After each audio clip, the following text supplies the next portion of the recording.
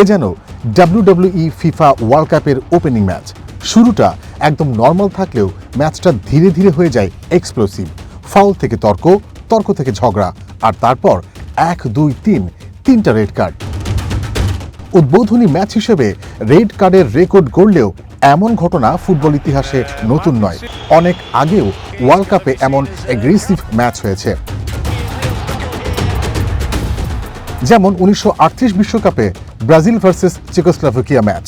তখন ইয়েলো বা রেড কার্ডের প্রচলন ছিল না, তবুও ম্যাচ এতটাই রাফ ছিল যে 3 জন খেলোয়াড়কে মাঠ থেকে বের করে দেওয়া হয়। 1954 বিশ্বকাপের কোয়ার্টার ফাইনাল সুইজারল্যান্ডের বার্নে হাঙ্গেরি ভার্সেস ব্রাজিল ম্যাচে মারামারি আর বিশৃঙ্খলার কারণে রেফারি আর্থার অ্যালিস বারবার খেলা থামাতে বাধ্য হন। এখানেও 3 জনকে মাঠ ছাড়তে হয়। এই ম্যাচকে বলা হয় ব্যাটেল অফ বার্ন। সময়ের সাথে সাথে ফুটবল মডার্ন হয়েছে, কিন্তু অ্যাগ্রেশন আর ইমোশন কমেনি। 1998 বিশ্বকাপে সাউথ আফ্রিকা ভার্সেস ডেনমার্ক ম্যাচে 3টা রেড কার্ড, 2006 বিশ্বকাপে ইটালি ভার্সেস ইউএসএ ম্যাচে 9টা ইয়েলো কার্ড, 3টা রেড কার্ড, আর ক্রোয়েশিয়া ভার্সেস অস্ট্রেলিয়া ম্যাচে 10টার বেশি ইয়েলো কার্ড, 3টা রেড কার্ড।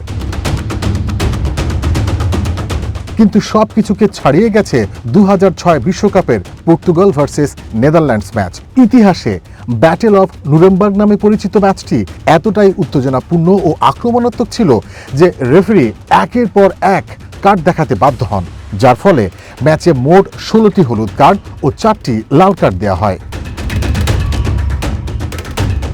খেলার চেয়েও বেশি আলোচনা হয়েছিল খেলোয়াড়দের আচরণ নিয়ে। এই ম্যাচটি আজও বিশ্বকাপ ইতিহাসের সবচেয়ে কিওটিক ম্যাচগুলোর একটি হিসাবে মনে রাখা হয়।